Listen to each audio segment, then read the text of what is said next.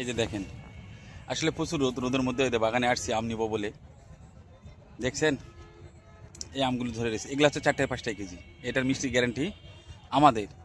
এরপরে এই বাগানে কিছু গাছ রয়েছে, আম রয়েছে, সেগুলো হচ্ছে 2-3 কেজি বা 3-4 কেজি। সেগুলো মিষ্টি একটু তুলনামূলক কম হয়, আমাদের ভয় লাগে। কারণ আপনারা জানেন যে আমার বেশিরভাগ কাস্টমার, যিনারা আমার কাস্টমার দেখতেছেন ওনাদেরকেও বলতেছি, আমি মিথ্যা বলতেছি নাকি, যে আমার বেশিরভাগ কাস্টমার কিন্তু আম খাওয়ার পরে টাকা পাঠায়। সেক্ষেত্রে আমটা শিওর।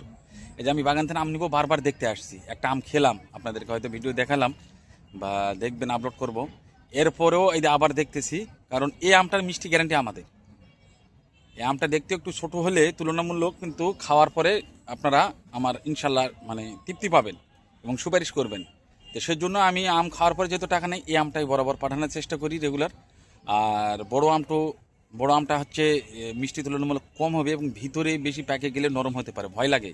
কারণ আম পাঠানোর পরে আপনারা যে সময় ছবি মারেন, অনেকে ছবি মারেন, এই ছবি দেখলে ভাই ভিতরে ভয় করে প্রচুর। 2 টাকা লাভ কম বেশি সেটা পরের কথা, কিন্তু আপনাদের মুখে সুপারিশ শুনলে অনেকটা শান্তি পাই। আর ছবি পাইলে ভিতরে খারাপ লাগে, নিজের কাছে অনেক খারাপ লাগে, বুঝছেন। সেই জন্য এই আমটাই দেওয়ার চেষ্টা করি। সবাই আশা করি এই আমটাই খাবেন।